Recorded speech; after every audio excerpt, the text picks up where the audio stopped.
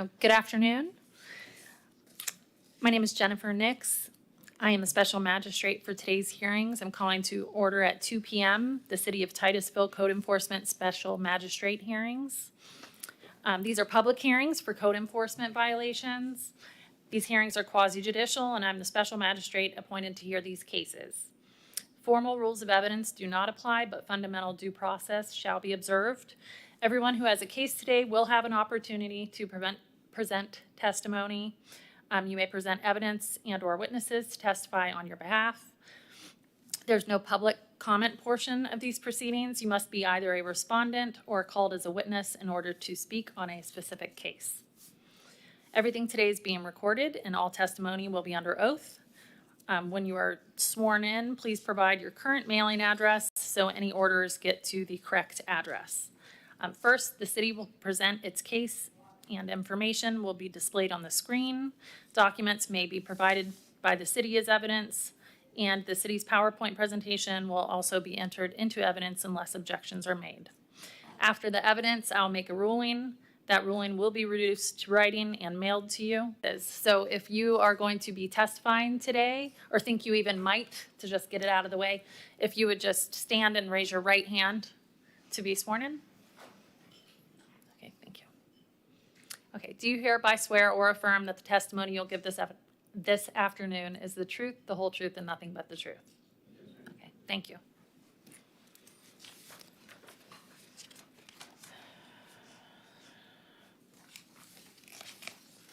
Okay. And it looks like we have a couple Massey hearings to start with. Yes, ma'am. Thank you. Our first one is case number 24-12, Victor T. Martinez. And the inspector in this case is Officer Wright, and I'll let her proceed.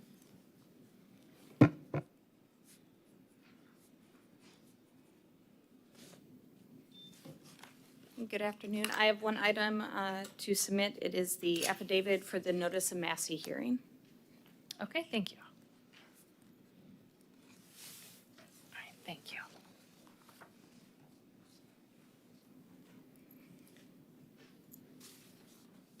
Okay, and the notice of hearing is accepted into evidence. Thanks. All right.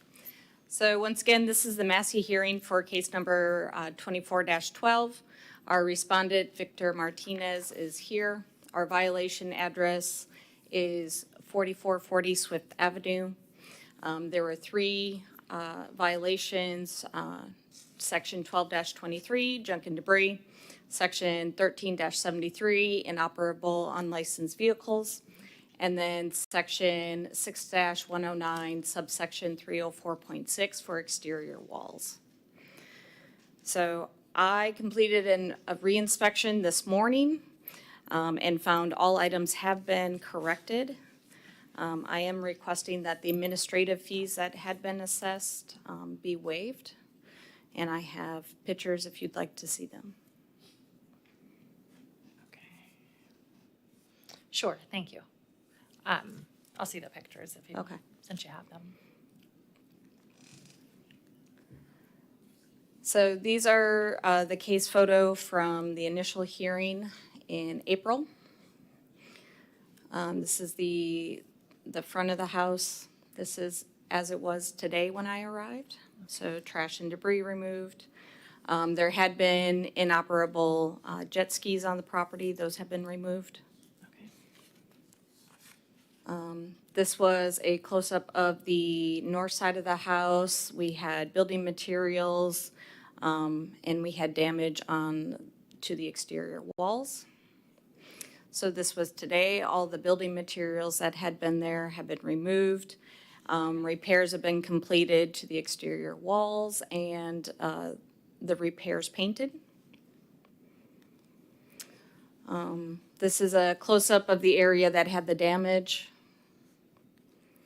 And this is as it was this morning. So the backyard, we had a lot of the junk and debris being stored.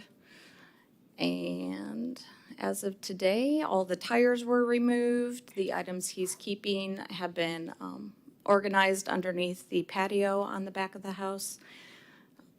The inoperable vehicle has been removed from the backyard. There's the truck that did not have registration, and that is the backyard as of today. Okay, great. Okay, was there a respondent that wanted to speak for any reason on the matter? Victor, did you want to speak? Okay, just wanted to check. Thank you. Okay, then, okay, as the city has requested, no fine will be imposed. I'll go ahead and enter an order finding that the property achieves compliance in a timely manner, and that while it was in violation previously with 12-23, 13-73, and 304.6, that those are in compliance. No fine will be imposed, and the city's waiving the administrative fees. So thank you. Thank you.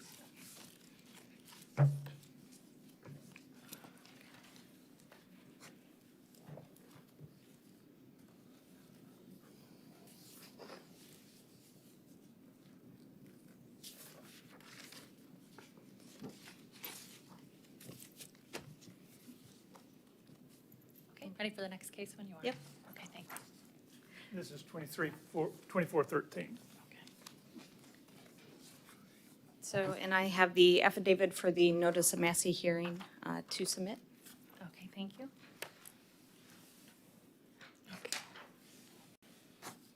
Okay, and I'll accept the affidavit of notice of hearing into the record.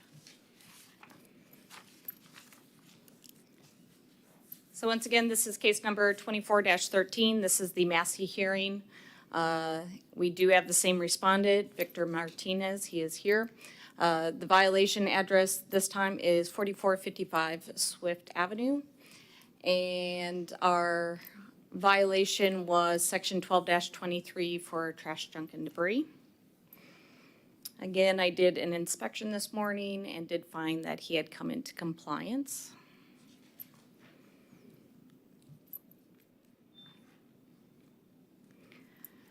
So this was our inspection photo from April for the initial hearing. Again, large amount of debris being stored in front of the house. And this was it today. Another view of the front of the structure from April. And again, this was the view as of today.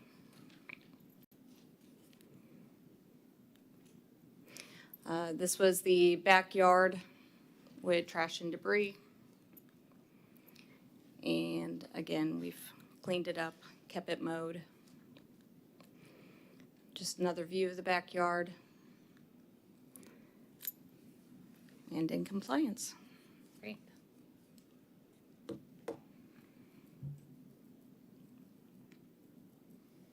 And had you mentioned yet about the administrative fines? We would like these waived as well. Okay. Okay, and does the respondent have anything to add? No. Okay, thank you, sir.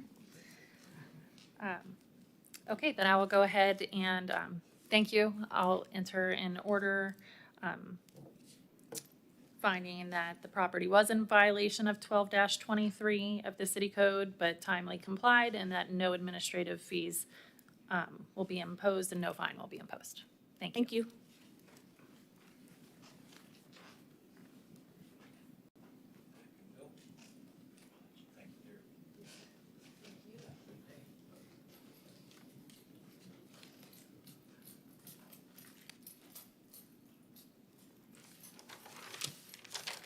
Okay. And will we be going in the order of the agenda? Yes, ma'am. Okay, thank you. I'm ready for the next one when you are. Yes, ma'am. It takes us into our initial hearings. Case number 24-70, 701 South DeLeon Avenue. And the officer in this case is Frank Lewis, and he's here and prepared.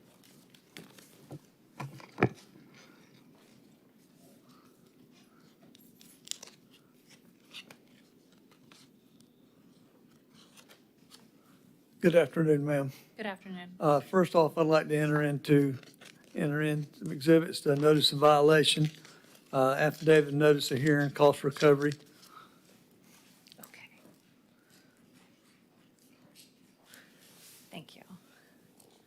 I do have a quick question. Okay, just with the notice of violation on the affidavit, I see that it's checked off that it was hand delivered and that the affidavit's filled out and notarized, but I think that you forgot to write what date that it was given to the person.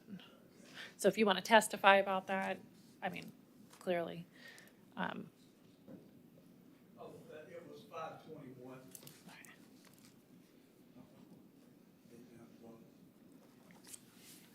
That's what I figured it might be, but I just did want to point that out.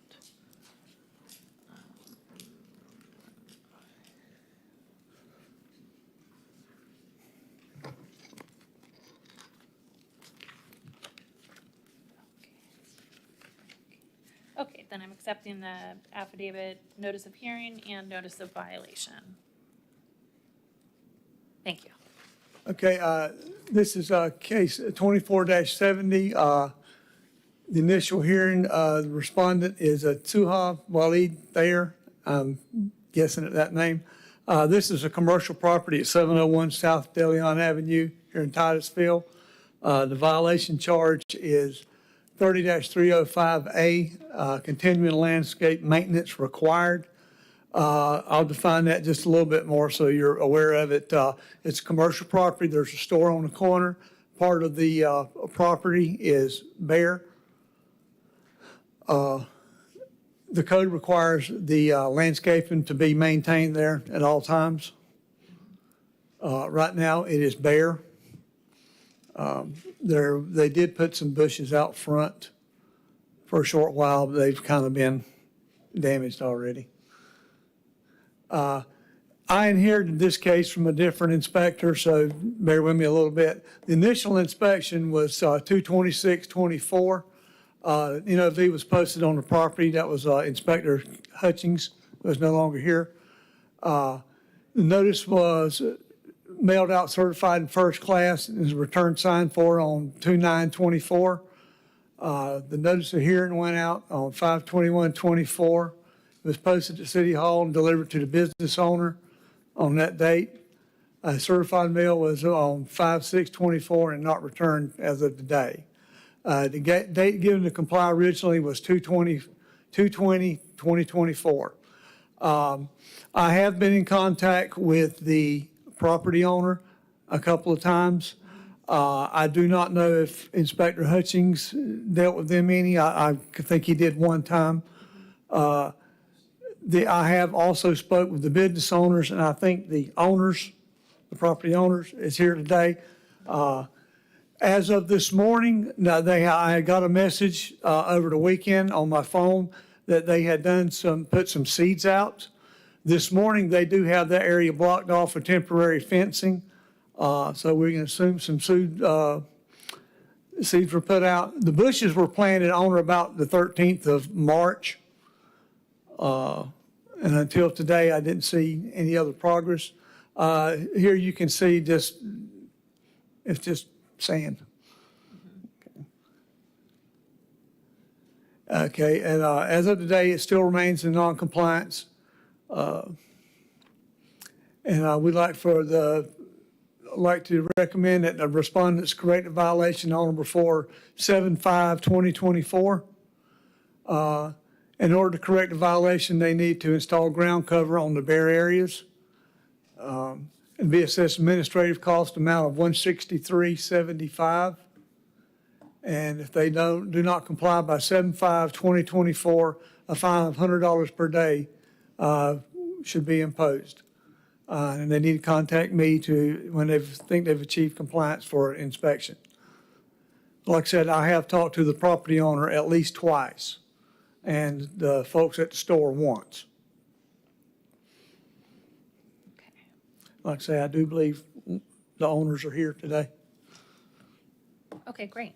And can I ask you, Mr. Lewis, as far as installing ground cover, if the city has requested for July 5th for a compliance date, Yes, is ma'am. that something that you anticipate Seedlings is going to do it, or is the city actually expecting, a sod or something, just so I understand what's going to bring them into compliance, and so, Yes, ma'am. I don't know if the seed will do it or not. Actually, sod would be preferred. However, if it is properly with seeds and hay to cover the seeds, because currently in the pictures you just saw, seeds aren't going to last there. They're just going to blow away and or wash away. There needs to be something to maintain those seeds on the site, and they're going to have to water it to make it work. Again, in its current state, with temporary fence, it would not be in compliance. However, if they get it seeded with hay and something that we can actually look at and verify that that is the case, then we could accept that as, okay, but it has to be maintained and of course survive. sure. Okay, thank you. Yes, ma'am. Okay. Okay, thank you, Officer Lewis. If the owner, property owner or business owner would like to speak? Hold on. If you're going to speak, I do need you to come over here to the microphone and please state your name and address. And did you swear in, sir? Yes, sir. Yes. Thank you. Hello, Your- my dear. Hello, Your Honor. My name is Salem. For the property, whenever we were alerted by it, the owner, my mother, her and my father were overseas, which they came back on last month on the 28th. So we've had to handle everything through phone call between us and the vacant, whoever running the business at the moment right now. But as far as to get everything done with all the seedlings and everything else, we'll take care of that by next month as well. Okay. And it's your parents that own the property? Yes, ma'am. Okay. And how do you spell your name? I'm sorry, just so I know. My name is Fouad, Fouad. And your last name is Salem? Yes, ma'am. Okay, thank you. Yes, ma'am. Mr. Salem. Okay. Okay. If there's no other testimony to be heard, I can move forward unless you have any responses to the gentleman's statements. Okay.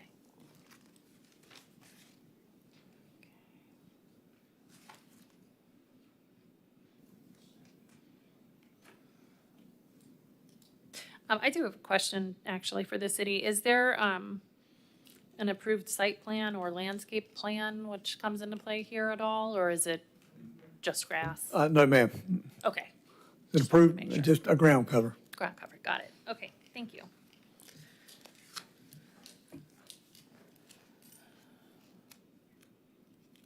Okay, then I'll go ahead and give my findings and ruling now, which will be reduced to writing and provided via mail. Okay.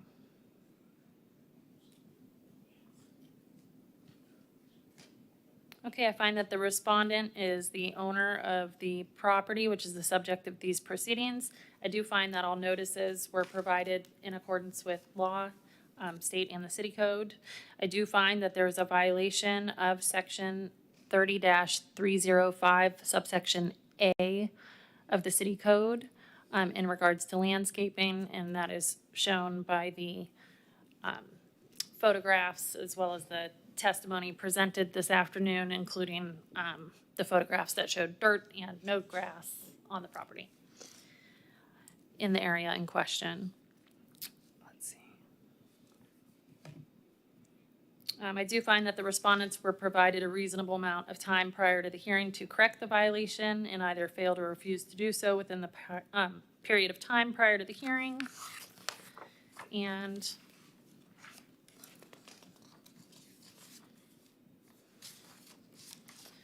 I find that based upon the evidence and testimony, including photographs, that there is sufficient evidence of the violation of that section of the city code.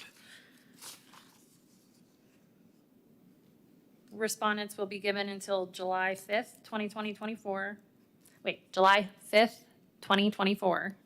to correct the violations of the city code upon the property.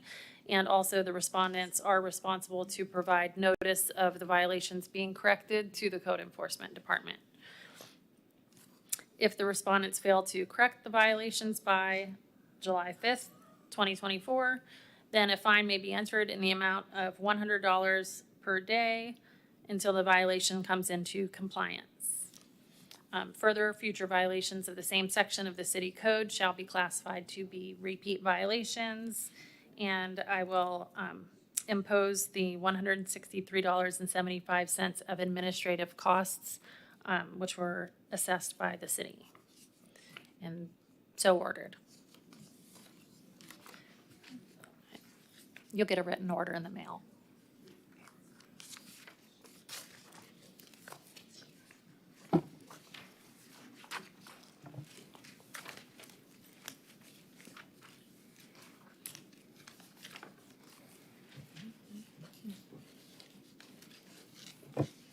Frank, hold in 1 second.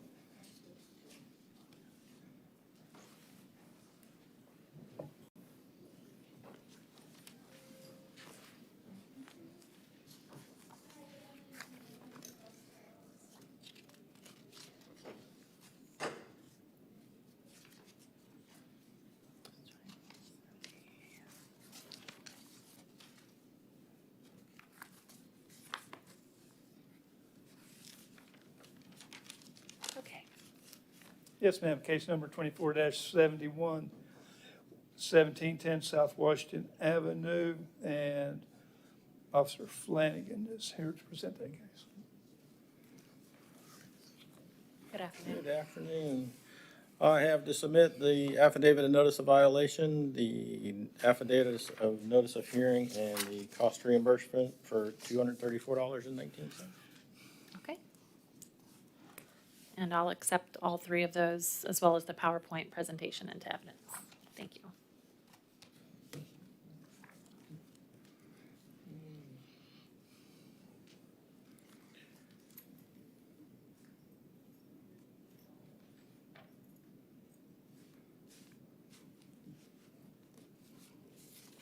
Okay. Okay. The respondent on this matter is Titusville Square DE LLC. The address is 1710 South Washington Avenue. The mail-to address was 1816 Crescent Boulevard, excuse me. And the violations at the time were the windows, skylights, and door frame, section 304.13, the openable windows, 304.13.2, the stairs and walking surfaces, 305.4, the smoke alarm, 704.2, and a permit for an air conditioner in Unit 9 that's been resolved. And actually, most of these, other than the windows, have been taken care of. But I'll go through that as we go. Some of these Okay. have been taken care of. The smoke alarms and all that's been resolved as well. Okay. Back on November 30th, 2023 is when I was first notified this and posted the violation on the property. The owner was given until 12/18/2023 to correct the violations.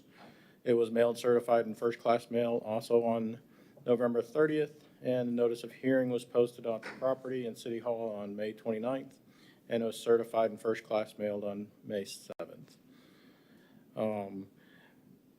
I originally received a complaint from a tenant that's no longer in Unit 9, but at the time they were occupants of Unit 9, of violations of city code, and that was the front door was improperly installed at the time.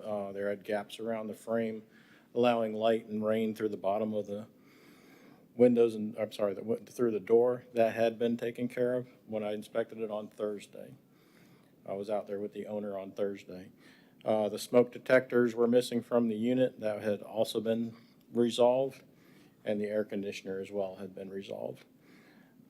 When I walked the property, I also observed other windows in the units that had been taped shut, and there were boards holding the windows shut. And I could see from the outside in the common area that the latches of the windows were broken, and they weren't able to be properly locked as they're supposed to be. And there were the stairwells on the outside had rust showing on them. Some of them had been taken care of. There was loose areas and stuff. Those have been pretty much resolved. But I explained to them I'm going to have to keep an eye on it to see if it starts up again, because it appears to me they've just painted over the rust instead of resolving the issue. But they weren't loose or anything that would indicate it's a hazard at this time. I had spoken to two different representatives over the past several months of work that was done I also recently spoke to the property manager, Rita, about the issues and stuff, including the windows that needed to be repaired and replaced. Was supposed to hear from them this morning about correcting the windows and stuff. I made an on-site inspection this morning, and the windows that were supposed to be corrected were not. They were supposed to give me a time frame of when they were supposed to be corrected, and I have not heard from them this morning or Friday. So basically, that's the door that's been resolved. That's the bottom of the door frame. Apologize. This is the window that's still in the same condition. It's taped shut, indicating that it's not working properly. It's still in violation. And there's the latches that still shows that it's broken and not properly locking the windows as it's supposed to be. Oops. That's the bottom of the stairs. I apologize. And this is the stairwell. From my indications, it looks like they just painted over this areas and stuff instead of correcting the rust and stuff. But like I advised, it appears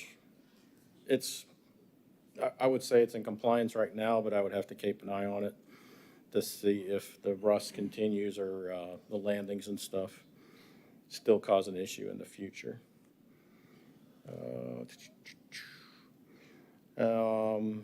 Then the conclusion in this, the window skylights and door frames. The door frame has been taken care of. I apologize, I didn't update this morning.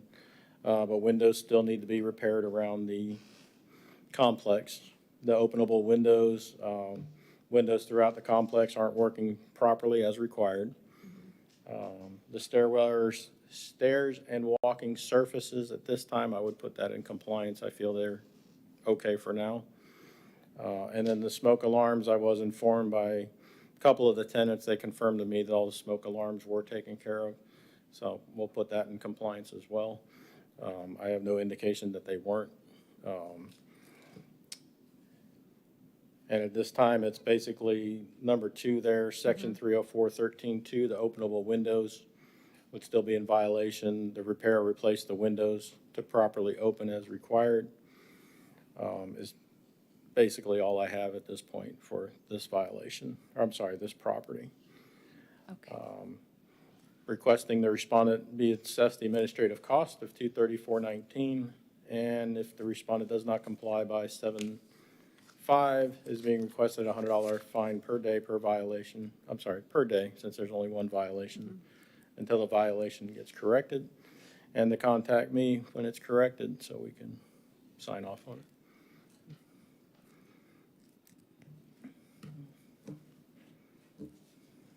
Okay, thank you very much. And do we have a respondent here for this matter? No, ma'am. No, Nope. sorry. Okay, No. then no. Thank you. Well, then I can go ahead and move forward with my order. Thank you very much.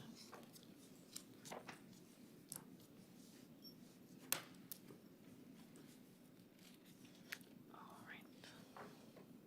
Okay, I do find that the respondent is the owner of the property that is the subject of these proceedings. I do find that all required notices were provided in accordance with state law and the city code, and that notice was met for these proceedings.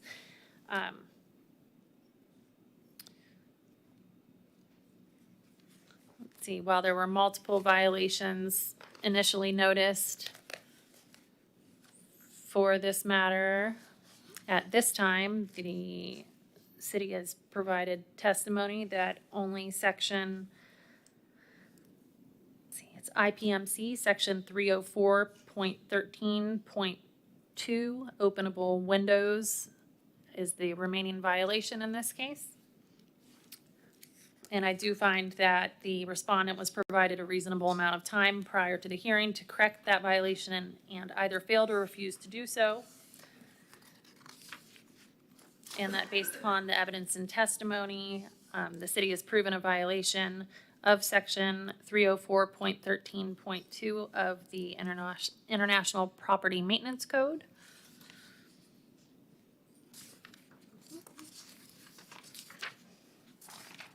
And that respondent will be given until July 5th, 2024 to correct the violations.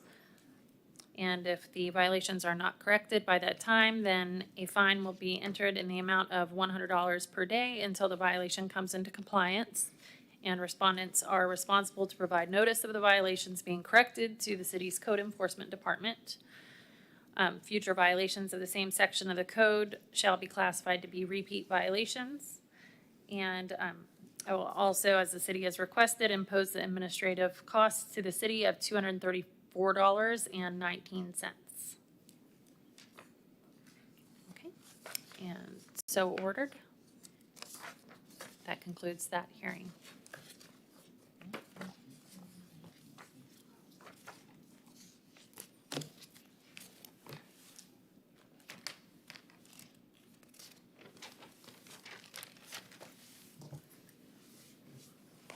Okay. Case numbers 24-72, 195 Roosevelt Street, and again, Jim Flanagan's the officer in this case. Okay. Thank you. I do have to present the affidavit of notice of violation, the affidavit for notice of hearing, and the cost recovery for $216.58. Okay, thank you. Thank you. And those, as well as the PowerPoint presentation, will be accepted into evidence.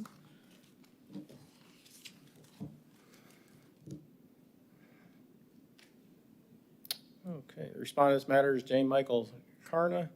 The address is 195 Roosevelt Street. The mail-to address is 2130 Barna Avenue. The violation charge is $13.28 for dead trees in the underbrush, and IPMC 304.2 for the overgrowth of weeds and grass. The notice of violation was posted on the property on December 4th. Date to give and comply was December 23rd, 2023. Notice of respondent was mailed for certified and first-class mail on December 5th. Notice of hearing was posted at City Hall and the property on May 29th, 2024, and it was mailed certified and first-class mail on May 7th, 2024. I observed this property to have overgrowth of weeds and vegetation. There was also a dead tree and had fallen on the property that needs to be removed. This property is a vacant lot. There was previously a house on the property that was demolished in 2014, so it sits vacant now. Since then, there's been several violations on the property for overgrowth and not being maintained. There's been no communication with the listed owner. This is a picture taken back in December of the dead trees that had fallen and been cut and had been laying on the property. This is also back in December, the dead trees as well. This is a side shot of around the fence area and the overgrowth that's occurring around the fence in different area. And just on the other side of that tree, I have a better picture. There's also another dead tree on the property that had fallen over. I apologize. For some reason, my updated pictures were not put in there. I apologize. It is in the same condition of today, other than the overgrowth is worse because of the growing and stuff, and the dead trees still remain on the property. I apologize for not updating those pictures since December. Oh, no. The dead trees, the conclusion, the dead trees and branches observed on the property that are still there, and the overgrowth of grass and weeds. The grass and weeds are growing over 12 inches and needing to be cut and maintained. The recommendation is ordered to respondent to correct the violation by removing all dead and damaged trees on the property and cut the underbrush around the trees, and cut and maintain the grass and weeds on the property and maintain it as well. Okay, thank you. In order to respondent to pay the administrative costs and give the respondent until July 5th to correct the violations. If not, $100 per day per violation be imposed for each day for the violation until it continues or gets corrected, and to contact me for reinspection. Okay, all right, thank you. I think I have a question about the notice of violation, because I don't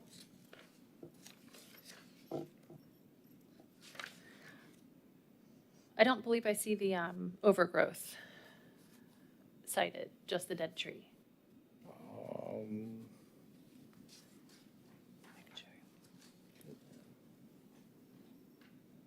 Unless I'm missing it. I don't know if a page shouldn't.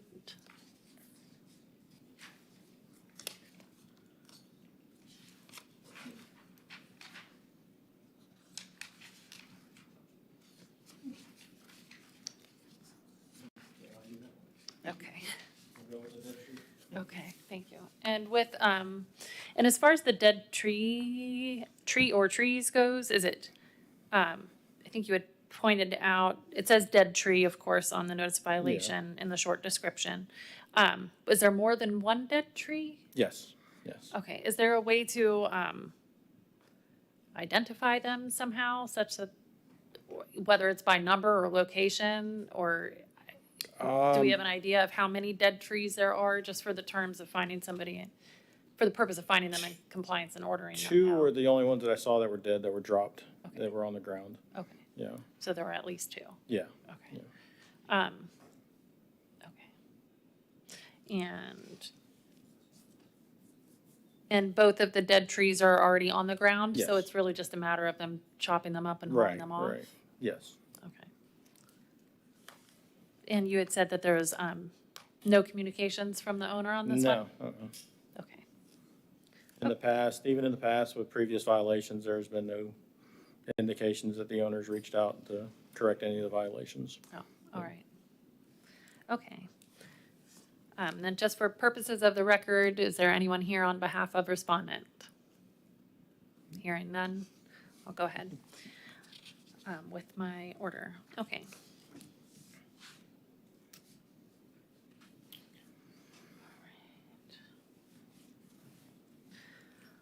Okay, I do find that the respondent, James Michael Carna, is the owner of the property, which is the subject of these proceedings. I do find that all required notices were provided in accordance with the city code and state law, and that notice was met for these proceedings. I do find that a violation of section 13-28 of the city code, which is nuisance. Let's see. I do find that there was a violation of that section of the code in regards to the dead trees, as evidenced by the testimony and photographs, which showed at least 2 dead trees fallen on the property and which need to be removed. I also find that respondents were provided a reasonable amount of time prior to the hearing to correct the violations and either failed or refused to do so. And therefore, the city has proven a violation of section 13-28 of the city code. Respondent shall be given until July 5th, 2024 to correct the violations of the city code upon the property. And the respondent is responsible to provide notice of the violation being corrected to the city's code enforcement department. If the respondent fails to correct the violations by that date, a fine will be entered in the amount of $100 per day until the violation comes into compliance. Future violations of the same section 13-28 of the city code shall be classified as repeat violations. And lastly,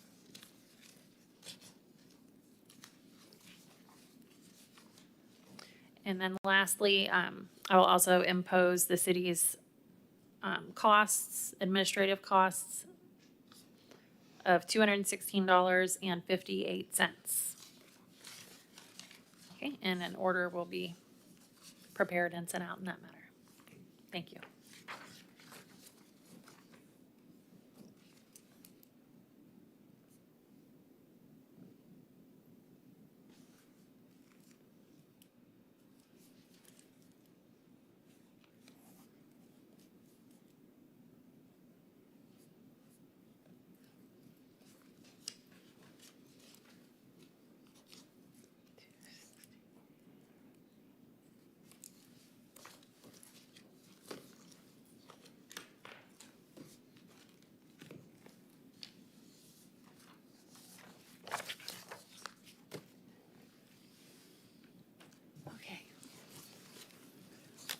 The next case, 24-73, 205 Seminole Avenue.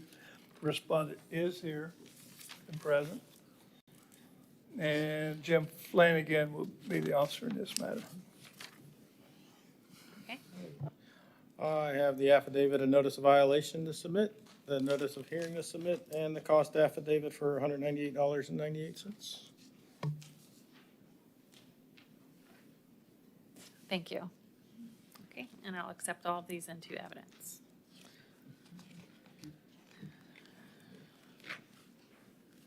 The violation address, 205 Seminole Avenue. The mail to address, 4915 Cathedral Way in Titusville. And section 3039, the tree removal with a permit that was required, that was not done. On April 2nd, 2024, a notice of violation was posted on the property.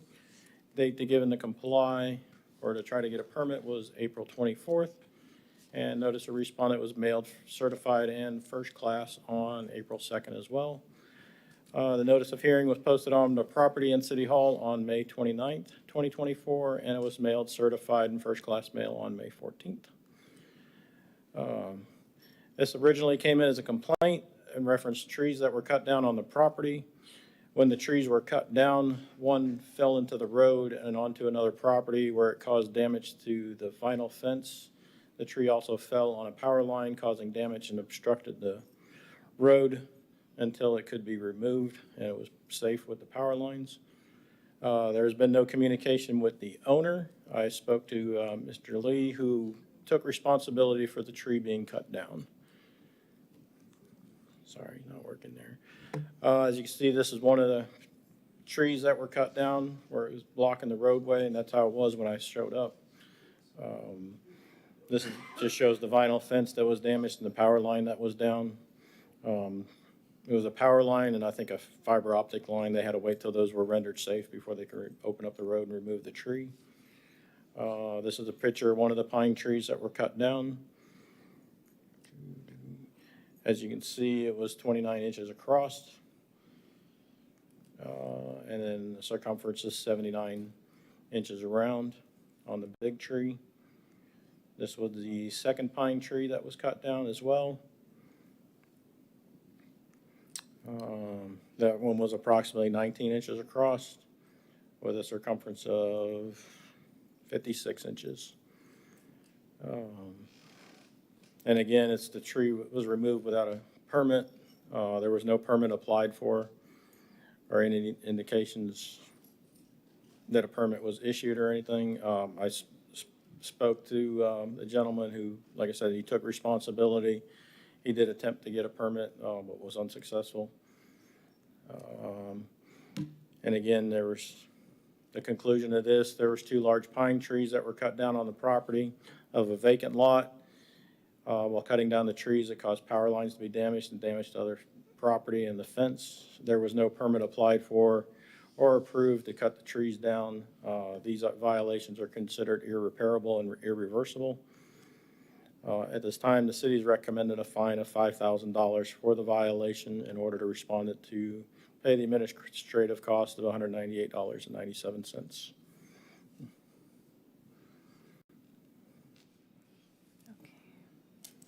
And the respondent is here. Okay. And as far as the, for the $5,000, given the irreparable nature and whatnot of the Yes, damage, is that collective for the 2 trees? for both trees, correct, yeah. Okay. Okay, and is there a respondent here? Okay. Hi. If you could please state your name and address and then anything you'd like to say. Yeah, my name is Quan Lee, and my address that I live currently is with my aunt and uncle at 4905 Cathedral Way.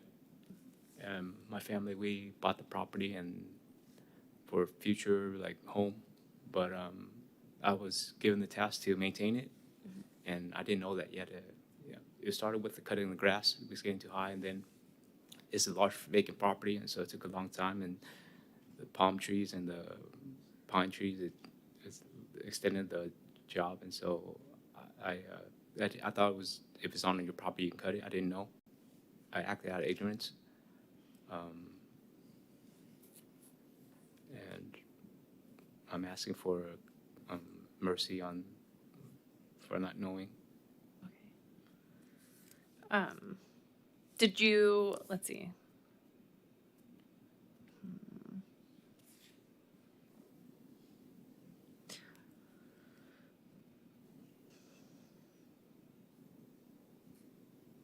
Okay, so obviously you didn't apply for the permit because you didn't know about it. Yeah.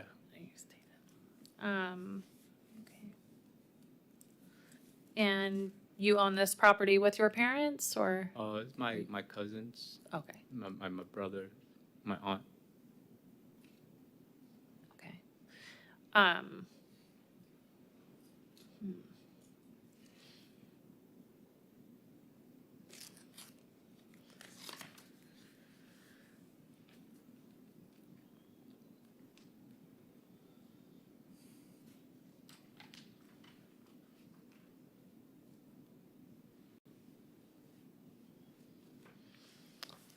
Okay, and there's no other trees you're going to be cutting down from the property, correct? No. Or not without a permit? Because I saw, like, I live with my uncle and aunt, and not too long ago, the hurricane came and it knocked his tree in the front of his house onto his roof, and so that's why I wanted to cut down too. That's another reason why too.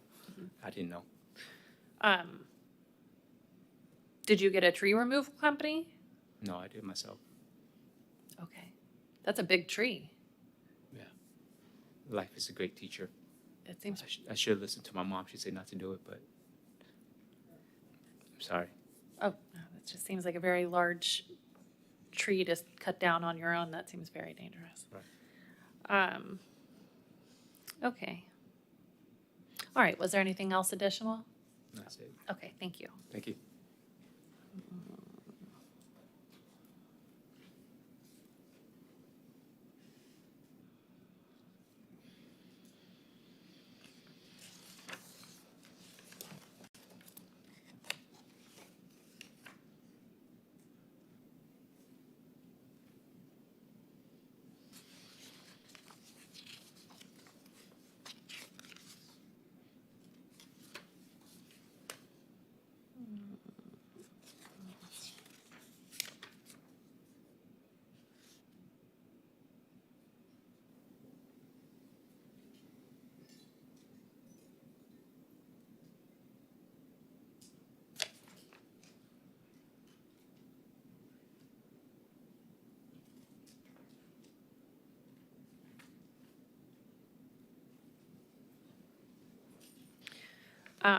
I just wanted to check with the city as to the notice, if there was anything that you could point me to about it being an irreparable or irreversible violation upon which something along the lines of $5,000 could be asked for at the hearing. We'd be following state statute 162 for irreparable reversal.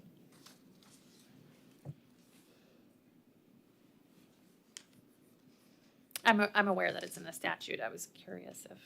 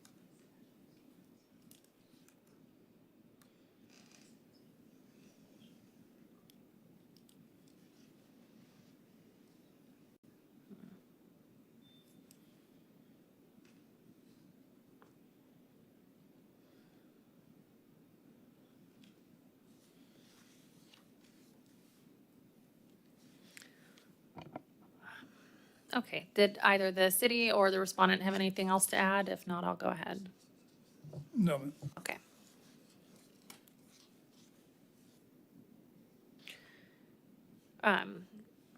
And so the respondent is aware when they're asking about an irreparable or irreversible violation, that's something that obviously can't be reversed, like cutting down a tree. In the Florida state law and the code enforcement statutes, there is a provision that allows for a fine not to exceed $5,000 per violation. So it could even be implemented per tree if they were choosing to do that. And they've, of course, requested a $5,000 flat fee for both trees. I'm going to, I'll go ahead with my order now. I do find that the respondent is the owner of the property that's the subject of these proceedings, and that all required notices were provided in accordance with state law and the city code. And I do find that there is a violation of sections 13-28.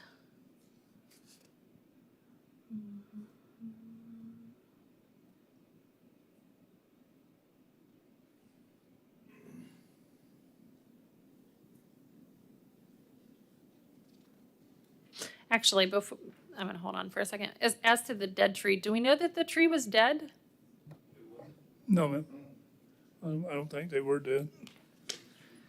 Okay, so No, just, I'm These were sorry, trees these were from the- both healthy trees. There was no indication of any disease or anything on either one of them. okay. Okay, because originally in the notice of violation, dead tree was also included. Okay, so I'm gonna find that there's not a violation of section 13-28 as far as it being a dead tree, and as much of you just stated that it's not a dead tree and No, wasn't supposed to be I'll included. clarify that. When I Okay. originally found this violation, it was a month prior. There was debris and stuff from dead trees on the back of the property Oh. that he was given a notice for. But it was later that was cleared up, but I put all of it under the same case because that case was still open. That's all we're discussing is the trees that were cut down. The other Okay. one was taken care of and it wasn't, the notice Okay. wasn't sent. So that's where that confusion came from. Okay, so I understand. Originally, you found that there was a dead tree violation also because of other dead trees and such on the property. Right, That's right, taken right. care of. That's I'm not taken worrying care of, about yeah. that one. Nope, Okay. Okay, I'm sorry. It should be noted that while it is, the permit would have been required for the removal of those trees, due to the fact that they weren't dead, they would have not received that permit, and therefore would not have been taken down. Okay, thank you. Okay. Okay, so today I'm going to be addressing the section 30-39 tree removal permit required in this order and stating that there is a finding of violation as to section 30-39 of the city code. Tree removal permit required.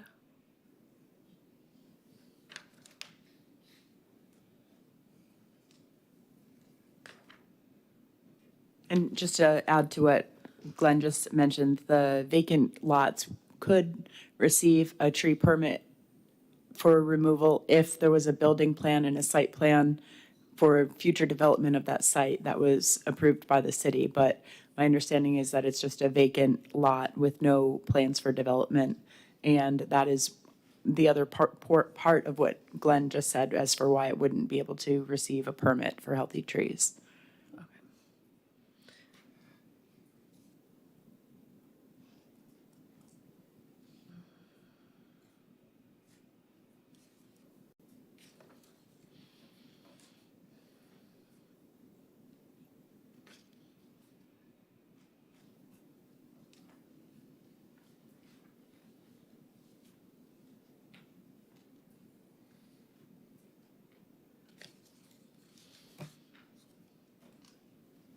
Okay, I just want to make sure I'm clear here, if we can back up. So this is or is not a vacant lot? Can we maybe show me the pictures again, because Thank you. Yeah, it is a vacant lot, and I'm assuming the respondent was going to tell you, he did try to apply for a permit, but he was turned down since there was no site plan or any indication that they were going to do anything with the property.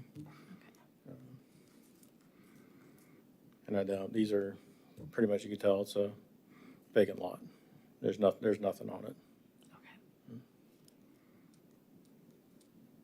Thanks. I think I just wanted to see for a second because I know where it fell and hit the fence. Clearly, that was a lot with a Right. house on it, but. Officer Flanagan, is it a vacant lot in between two other residential lots that have houses on them? This is a corner lot that's vacant, or I'm sorry, a corner lot that's vacant, and then when he cut the tree down, or when the tree was cut down, rather, it went over the roadway and into the neighbor's yard. And ended up closing that road for a couple days until the power company could take care of their lines and everything.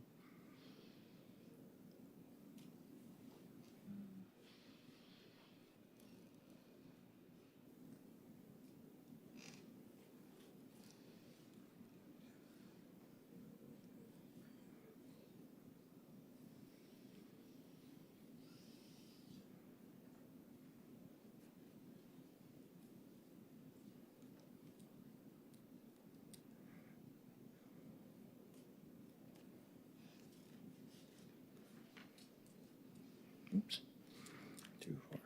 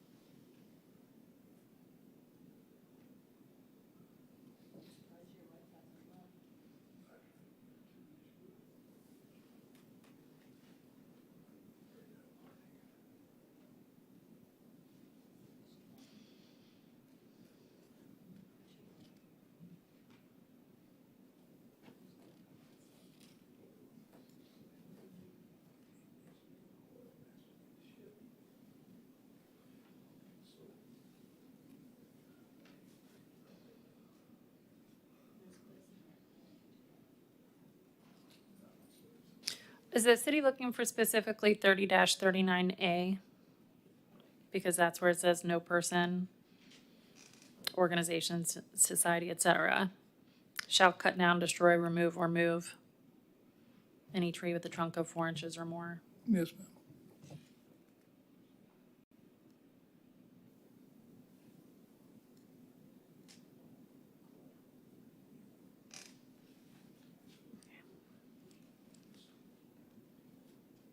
Okay. Well, I'll go ahead now. Thanks. I do find that a violation of section 30-39 of the city code has been proven by the city in as much as it has been shown and there's been testimony shown, provided with, let's see, with Mr. Lee even taking responsibility for the tree, 2 trees actually being brought down. And there was an admission that no permit was applied for, as he did not know that he needed to do so. He has testified.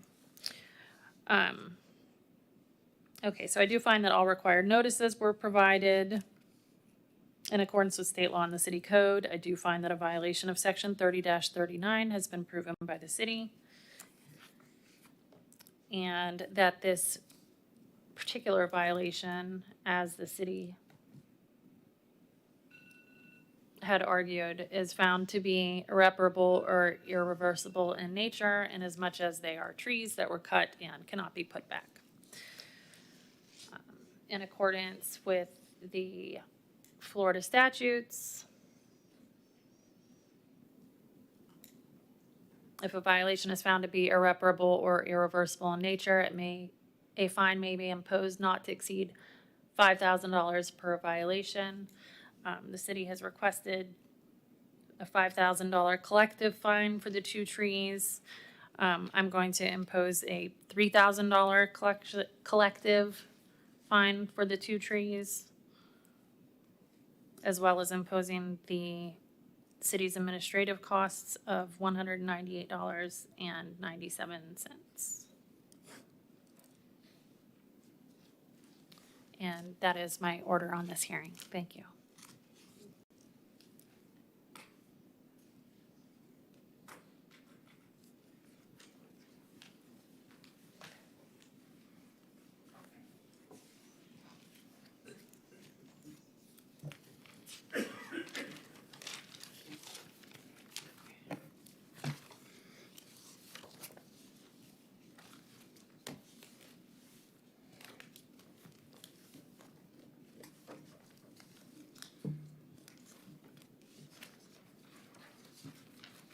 Okay. Case number 24-74, 3945 Ridgewood Drive. And Officer Jim Flanagan is the officer for this case. I have the affidavit of notice of violation for you, the affidavit of hearing, and the cost recovery for $251.80. Thank you. Okay, and I'll accept all of those into evidence. Thank you.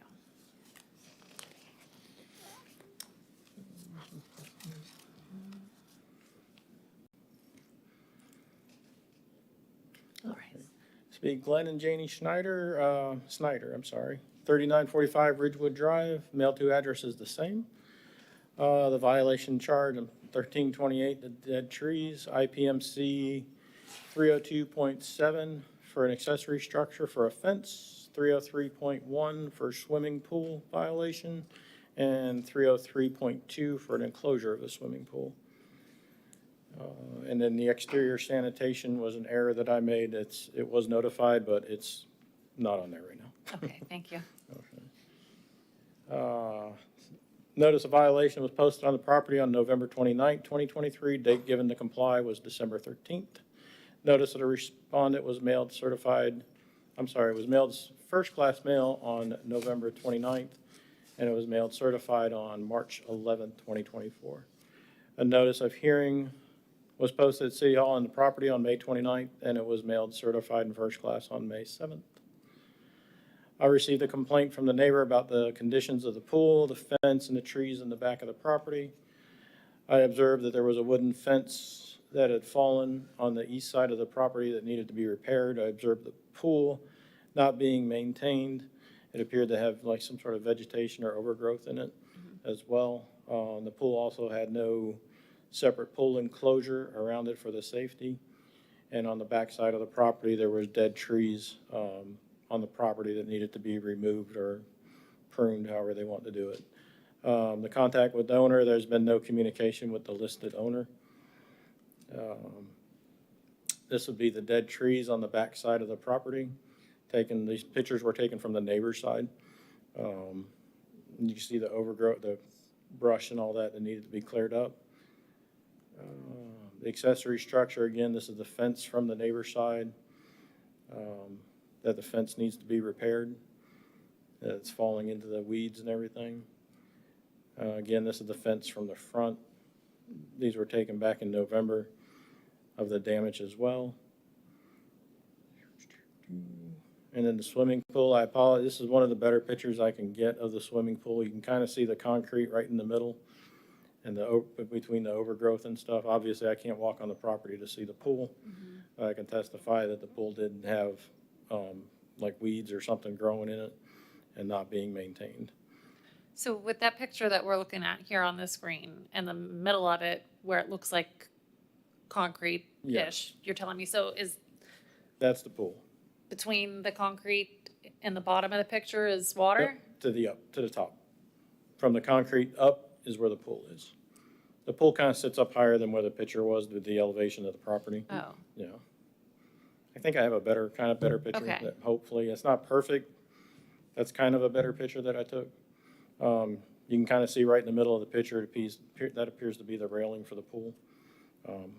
It's hard in the picture. You can see it with your naked eye, But in the picture, it unfortunately didn't turn out as much as I hoped. Wow, there's that much vegetation over the pool? Yes, yes. And as you can see, this is from the neighbor's side, and the fence is missing from this, so it's just the vegetation between me and the pool. There's no pool enclosure or anything on there. Okay. Oh, there's the pictures from the other property. I apologize. Dead tree on the back of the property is a dead tree overgrowth and underbrush located on the property. The wood fence is falling and needs to be repaired or replaced. The swimming pool has vegetation growing in it. It needs to be either cleared or maintained or something done with it. And then same thing, the pool enclosure. The pool has no enclosure for safety other than the underbrush is basically the only thing that's enclosing around the pool or the fence. So it could go either way, however he wants to do it. The recommendation, remove the dead trees and maintain the underbrush and overgrowth of vegetation. For the fence either needs to be repaired or replaced and fix the slats as required. The swimming pool needs to be cleared or maintained or do something with the pool, fill it in or do something with it so it's not a safety risk. And then the enclosure for the swimming pool, create an enclosure for the pool or repair the fence, whichever works for them. But the pool and all that does need to be taken care of. Order the respondent pay the administrative costs. If the respondent does not comply by July 7th, is requested $100 per day per violation be imposed until the violation gets corrected, and to contact me when the violation gets corrected. Okay, thanks. Okay, and you said there's been no communications with the owner No. whatsoever? Is someone living there? Yes, Okay. yes. I've sent a couple of letters at different points, tried to go to the door, knock on the door to see what was going on, and have had no contact with them. Okay. As far as the dead tree goes, you had mentioned the dead tree and then you showed one picture in, can I see that again? Yes. Thank you.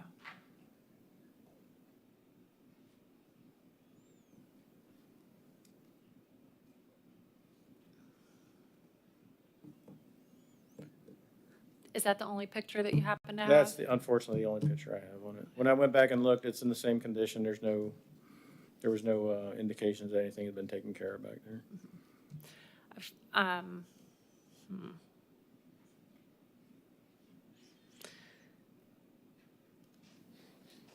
I'm having a hard time telling that's even a tree, Understand. just because of Yeah, that's fine. zoomed in. Okay. The and pool and the fence is more my concern, so if Yeah. you want to take that off, I have no argument with that. I'll Not to say that it may well be dead, I just have a hard No, no, time I- with what I- I'm looking at, telling that it's even a I tree. totally understand. So, No problem. I do have, let's see. If I may, the section 13-28 is not called dead trees. It's actually called violations, and it's in the chapter on public nuisances. I think we agreed to take the dead tree part out. But the section 13-28 says, "It shall be unlawful for any person, manager, owner, agent, or renter to allow debris, rubbish, trash, tin cans, paper, stagnant water, diseased, dead, or damaged trees to accumulate, or a dense growth of vines," which I believe is what we're looking more so at than a dead tree. It continues, "or a dense growth of vines, underbrush, weeds, wild growth, and/or any grass on any lot, tract, or parcel of land in the city, which provides or may provide a nest and/or breeding ground for sandflies, mosquitoes, rats, mice, or other rodents, snakes, and other type of pests, or become a menace to life, property, public health, or create a fire hazard." And so that's section 13-28, and I think the dead tree was not the right label for this code section, because I think that it's actually showing the dense growth of vines, underbrush, weeds, and wild growth.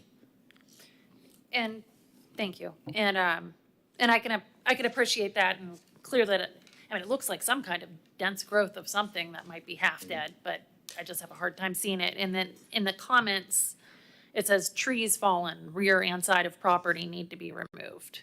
So I just didn't know what was going for that because it wasn't evident to me. With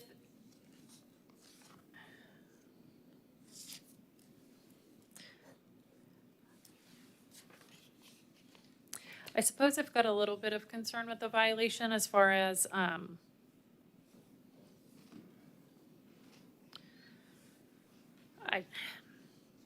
do think that I wish that you had heard from the owner because I do think that there are serious issues at this property. I think the owner's here today. Oh, good, good, great. Then maybe we can Okay. speak with them too.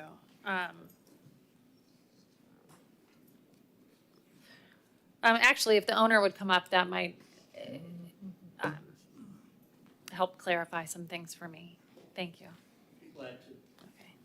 And thank you, Officer Flanagan. I'm Glenn Snyder, 3945 Bridgewood Drive, City. Good afternoon, Mr. Snyder. Okay, so do you own this property? Yes, Okay, do you live there? yes. And are you aware of the state of the property as shown by the photographs to me today? I am painfully aware, Okay. meaning that it's been I got Brazilian pepper trees that have invaded my property from the retention pond behind my house, which is in a state no different on one side of the fence versus the other side of the fence. Be it may, I have had brush clearing companies out there at least twice. I know that I need to bring them out again for this particular photo. I have no trees on that back of that property. So dead, fallen trees, it's just Brazilian peppers that have gotten very big, which will need to be removed by a brush company. Any more on that subject?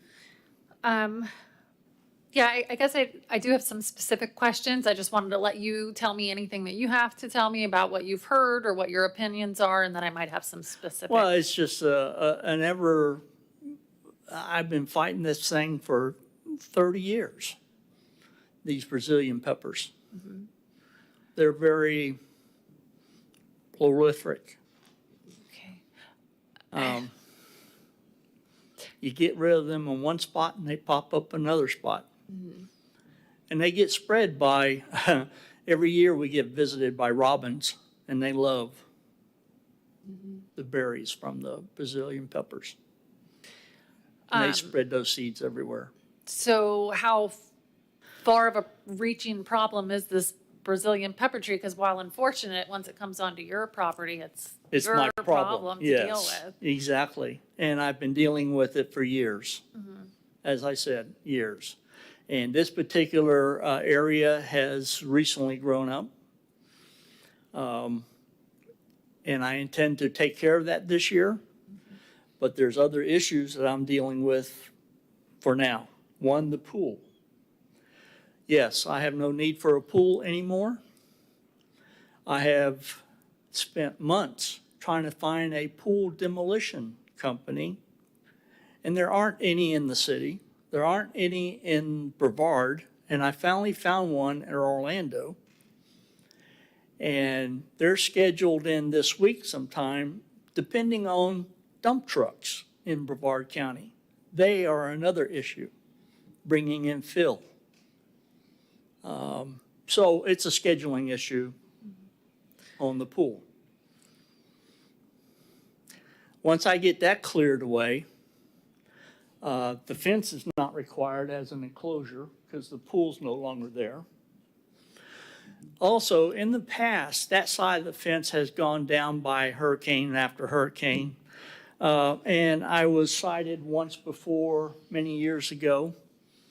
And it was determined at that time that on the other side of that fence is a 4 or 5 foot retention wall, which served as a barrier to the pool and was acceptable to code enforcement at that time. That's the way I thought of it this time. That fence has to come down for the demolition company to do its work. Now, whether I put up a new one or something else, that's to be determined. Does the pool have water in it? Rainwater. I have gone through 3 sump pumps trying to keep water out of that pool, and I finally gave up, especially in Florida.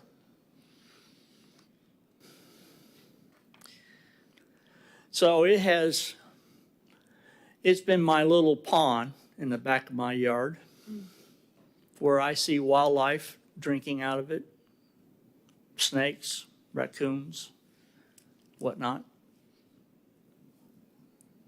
I'm friendly to nature. They come and they go. They don't bother me, so I'm okay. Now, I understand the pool is a problem, and I do need to get rid of it because the insurance company doesn't want it. They're threatening to cancel my homeowners.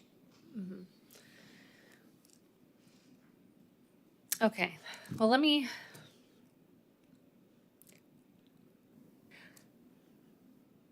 the pool is a big problem. Yes. And the fence not being there is a big problem. And the fact that the or Brazilian pepper trees, excuse me, but the trees and overgrowth that are going over the pool to the extent that it's difficult for me without it being pointed out to me where the pool is in a photograph. Well, That's it hides very the pool worrisome. from the neighbors. And I have no neighbors behind me and only one neighbor on the side of me, which obviously was probably the one that ratted me out, so to speak. Well, looking at the violations that you have on the notice of violation, I'm just going to kind of go through them one by one Sure. for a moment, okay? With the dead tree issue, Well, I challenge there's no dead tree back there. I don't think that it's a matter to much be argued in as much as they've conceded that they're not going to pursue the dead tree thing. That said, Okay. I won't make a ruling about that since it's been withdrawn. I will mention a word of warning as far as that goes is, the city attorney even read into the record the full definition of that dead tree, and that included it being a place that provides a nesting or breeding ground for several things like mosquitoes, snakes, mice, rats. And that is a public nuisance issue, or very well maybe. And that I find concerning with that amount of overgrowth and such.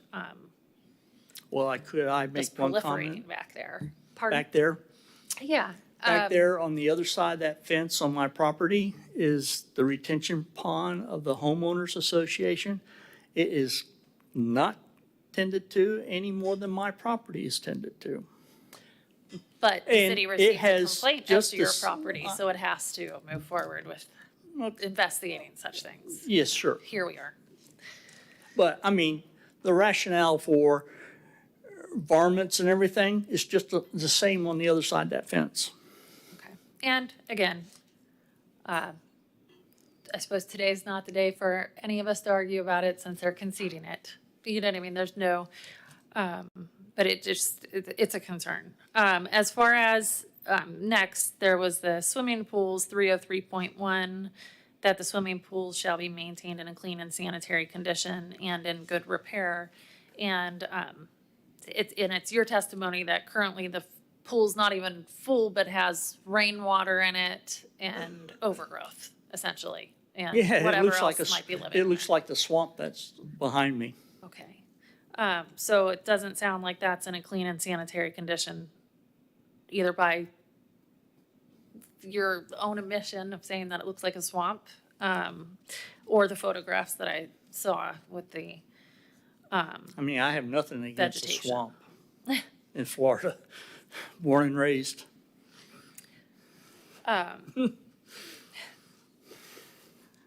well, when they're in a But swimming the pool, that might be is- another. I will tale, so. testify that the pool, I am under contract to have it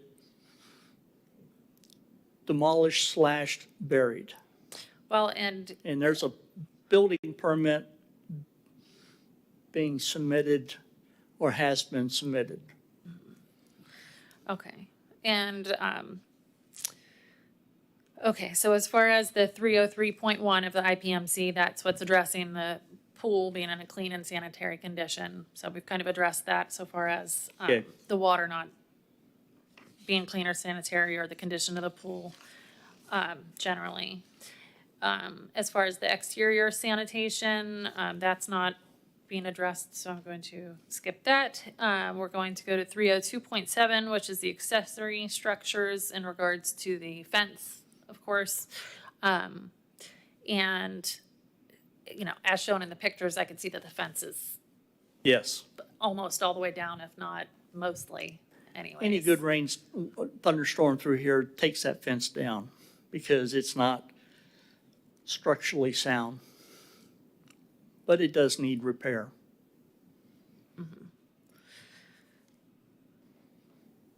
And that is, you know, another issue, obviously, with the, that's a huge issue for a barrier to the pool too, so. Well, It sounds like you're looking to get all of these Again, I handled was in one fell told swoop. years ago but- that that side of the fence wasn't necessary because of the barrier wall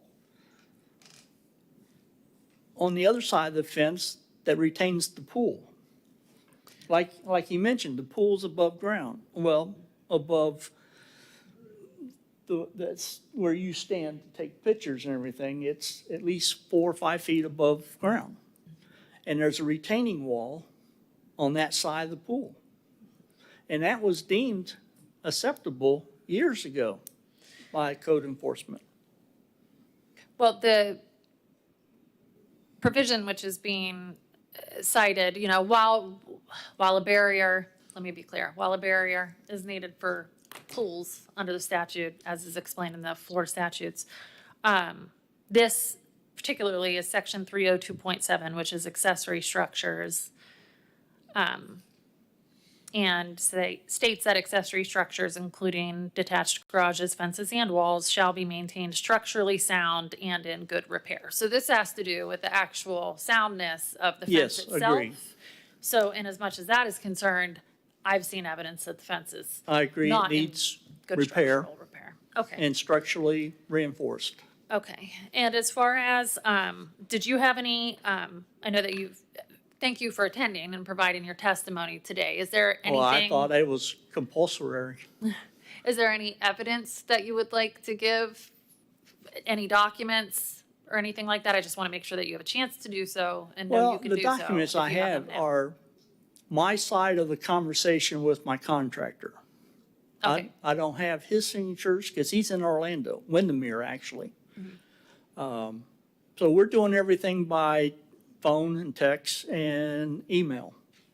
Okay, so nothing to submit for now. No. Okay, I do like to comment about code enforcement. My first notice was a hang tag on the door, which, like Spectrum, FPL, everybody else hangs hang tags on my front door. It did not look professional at all. I ignored it. I'll let I mean, I just want the manager to know. I would assume that might have been a courtesy type of door hanger, but I don't know. Yes, those are just courtesies. They're also followed with a certified letter and a letter through regular mail as well. Okay, and the first letter I got was a black and white copy of the city logo. How professional was that looking to me? Okay. Is that a comment or is there a question? It's a comment Okay. about that certified letter was it looked like a Xerox copy of a letterhead filled out. How did I know it was not a scam? I mean, I'm an old elderly person, okay, who has people knocking on my door to replace my roof, solar panels, trimmers. How do I know what's real? But what I'm, When I got the certified letter, then yes. okay, well, I'm going to go ahead and Go ahead. tell you. I'm sorry. Okay, so, the city stated what they did as to the hangar type of thing. As far as the notice of violation that I'm looking at and have an affidavit in regards to how it was provided, including being posted upon the real property on November 29th and sent first-class mail and The mail, only excuse me. posting I'm was gonna- that I need to finish. I'm sorry. Speaking. Thank you. Yes. Additionally, it states that the notice of violation was mailed first class and mailed certified, return receipt requested for the owner of the property, also in accordance with the Florida statute that addresses that. And I have additionally had testimony from the code enforcement officer, Mr. Flanagan, that that's how he provided the notice of violation. And while I will get to it when I'm actually giving my oral order, that is in accordance with the state law. It just, I have had that, mentioned that notice I had before on that fence. It was taped to my garage door. It was an official form, 2 layers, believable. That's what I was expecting. And the hang tag was the only notice I've seen posted on my property. Again, the first letter by first-class mail didn't look real. How do I know that? I mean, official city letterheads are what they are. But a Xerox copy of it? I'm sorry, but that's just a comment, not an excuse, but a reason why I delayed in doing what I'm doing. Okay. All right, is there anything new or additional to mention in regards to this matter? No. Okay. Okay, thank you. Then I'm going to have a question for the city. Thank you. Mr. Snyder. Okay, Mr. Flanagan, can I just ask you a quick question? Sure. Okay, I just wanted to check, I'm looking at your affidavit, your notice of violation. So your affidavit states that you had posted the notice of violation on the real property on November 29th, 2023. Is that correct? Yes. And for the mailing of the notice of violation, you had stated that you mailed that first class and mailed certified return receipt requested to the owner on March 11th, 2024. Is that correct? Correct. Okay, and the notice of violation is that which you attached to your affidavit, correct? Correct. Thank you. Okay, and then just to confirm the sections that we're actually moving forward with now, it's come down to that we are moving forward. The city is requesting a finding of violation on section 303.1, which is property maintenance for the swimming pools, that they must be maintained in a clean and sanitary condition. And then, let's see, and then we've got 303.2, the enclosure swimming pools. And then lastly, 302.7, which is the accessory structures in regards to the fence, correct? Correct. Okay, thank you. And then I might have a quick question.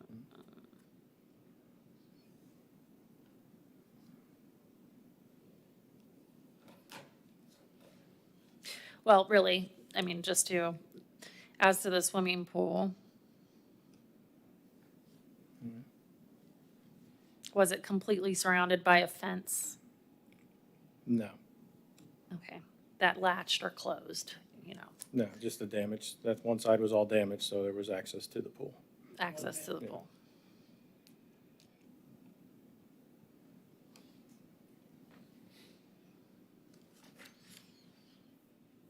Okay, and then, I know that the notice of violation was originally sent, it looks back November 29th, 2023, and we're now on June 10th. And as far as the date, could you remind me of the date and the dollar amount per fine? $100 per day per Okay. violation. Okay, and then, and the compliance date that the city is requesting? I believe I put down July 5th. July 5th, was Yeah. it? Okay, I apologize, I don't have that right in front of me.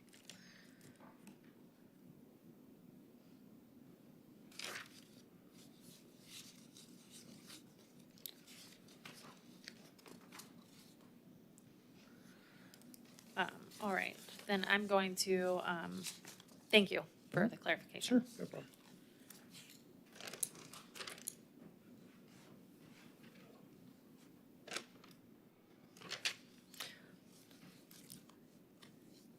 Okay, I'll go ahead and give my findings and ruling now. This will, of course, be reduced to writing in an order which will be provided to you by mail. Let's see, I've accepted and considered documentary evidence, photographs, and sworn testimony relating to this matter from city staff, as well as Mr. Glenn Snyder, who owns and lives at the property. I find that the respondent is the owner of the property with the physical address of 3495 Ridgewood Drive in Titusville. I do find that all required notices were provided in accordance with sections 162.06 and 162.12 of state law and the city code, and that notice was therefore met for these proceedings.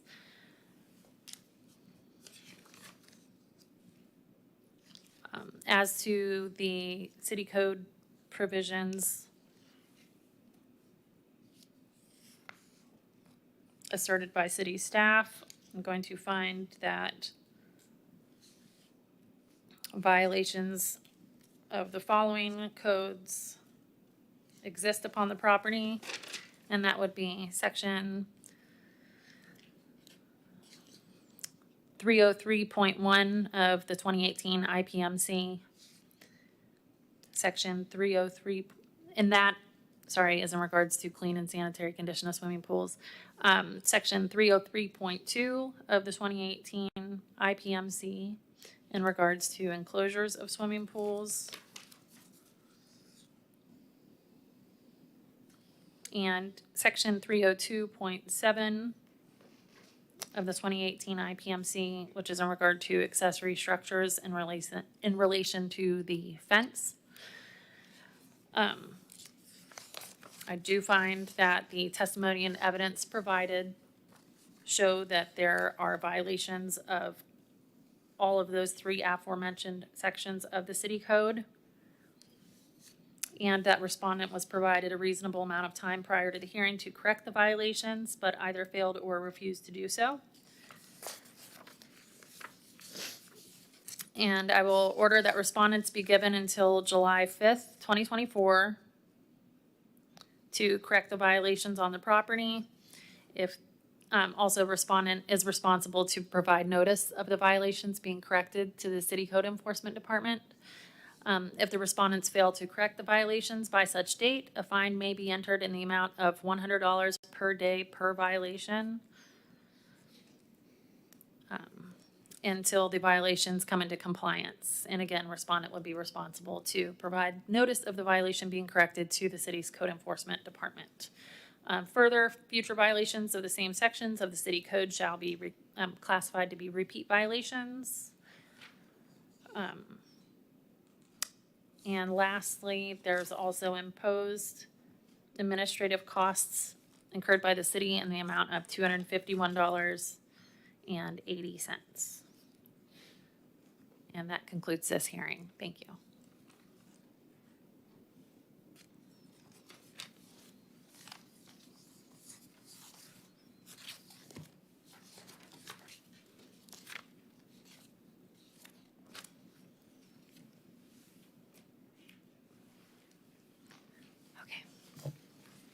Case number 24-77, 4125 South Street, and Kyle Mack is the officer in this case. Good afternoon. I have the notice of violation, the notice of hearing, and the cost recovery. Okay, thank you. Thanks.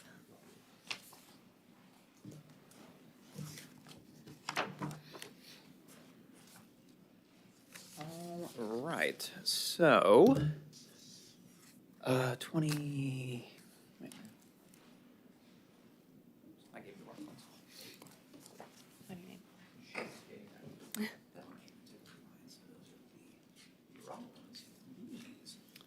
Thank you.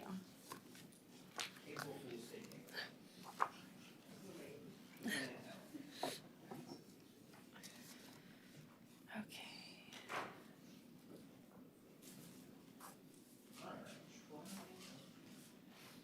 So, trying again, 24-77, it's going to be G&G Property Management LLC, violation address 4125 South Street in Titusville, Florida.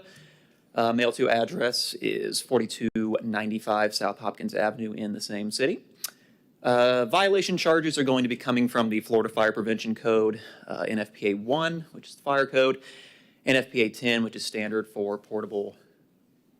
Actually, I don't think that one's on there. I think that was a mistake from last time. NFPA 25, standard for inspection, testing, and maintenance of water-based fire protection systems, and NFPA 72, the National Fire Alarm and Signaling Code.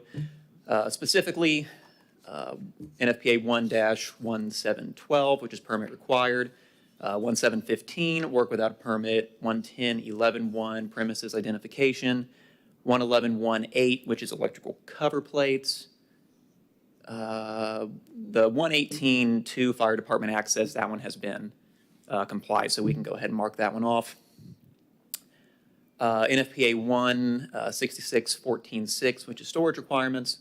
NFPA 25, 5112, which is fire sprinkler systems maintenance. NFPA 72.10.21, which is fire alarm servicing. And then section 9-4, which is the implied consent for conducting the fire inspections for the city. So, my initial inspection was back in February 19th of this year. The location has been under construction for several years now. I think it's going back to 2021, 2022. Initial progress had been made on the building with the installation of fire alarm and sprinkler. And at some point, that kind of just stopped. There are various items stored in the building at the moment. So with no issued CO, certificate of occupancy, the fire alarm and sprinkler not being completed, nothing can be stored inside the building at the time. I had originally given the date to comply as March 4th of 2024. Notice to respondent was sent February 20th and delivered the 28th of February. That's supposed to be 2024 on that second one. Notices of hearing were 5/6 of 24, posted at City Hall and on the property, and certified mail was mailed 5/7 of 24, delivered and signed for on 5/21. For contact with the owner, I have been in contact with the owner a little bit. He advised that there have been several meetings with city staff regarding some issues. There have been some site plan issues there. I've been working with those. The fire alarm permit has actually been reactivated, so it is back in issued status, but no further inspections have been called in or scheduled for that fire alarm system. The fire sprinkler permit has never been issued. There actually is a fee hold on it, so the fees would need to be paid before that could be just issued in this case. And there's also never been a fire underground permit, which is required to connect the fire sprinkler system to the city water system to allow water to actually go into the piping for the sprinklers. One of the issues, I don't know if I go into it a little bit. There we go. So like I said, so it's been under construction. Part of the issue was that the fire alarm permit had been issued correctly. The work had been done, and then no inspections had been called in, so the fire alarm permit expired. For the fire sprinkler permit, because of the fee hold that had been put on there, again, several years ago now, it had never been issued, but the work had already been completed. So we went out and did one fire inspection for the sprinkler, realized that no permit had been issued and no further work has been done, either by the sprinkler contractor or by us to inspect it. So for that, the permit at this point, we're in a different code cycle, so everything would have to be resubmitted for it, and a new permit would have to be applied for. The fire underground permit, as I said, had never been applied for in the first place, so all the submittals would need to be made by the appropriate contractors to get that in motion. As I said, there is storage in the building, both personal and business. I have seen box trucks for the owner's business at that location multiple times. And since there is no certificate of occupancy and the fire alarm and sprinkler systems are currently not in service, there shouldn't be any storage inside there. Results of the re-inspections I've had, I spoke with the owner. That actually got the fire alarm permit reinstated, but like I said, no inspections have been scheduled. No progress on the fire sprinkler, getting it taken care of. No progress on the fire underground. There were a couple electrical boxes that didn't have, that got loud, covers on them. I was told that there was no power to those. I would just need to have some sort of confirmation. Otherwise, they would just need to have some sort of cover plate so someone can't stick something in there and electrocute themselves. And then also no address numbers. There's no address numbers for the building, so those just need to be a minimum of 6 inches and being able to be visible from the road so that if there's ever an issue, we can just locate the building. There we go.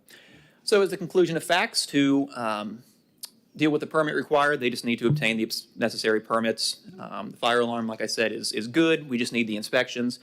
And then the sprinkler and underground permits need to be applied for and issued. The work without a permit just need to actually have all of the work inspected to ensure that it was installed correctly. Install the address numbers. Again, the cover plates, as long as they're not actually a live electrical service, that would be okay. I just need some sort of proof for it.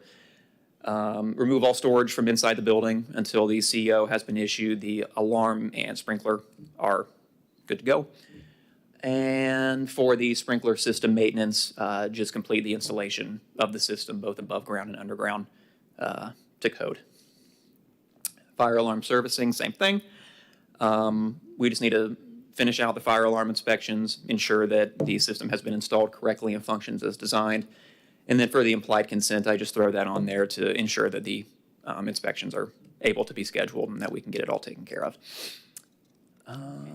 So recommendation, I would ask that the violations be corrected on or before July 8th, which I believe is the next hearing date.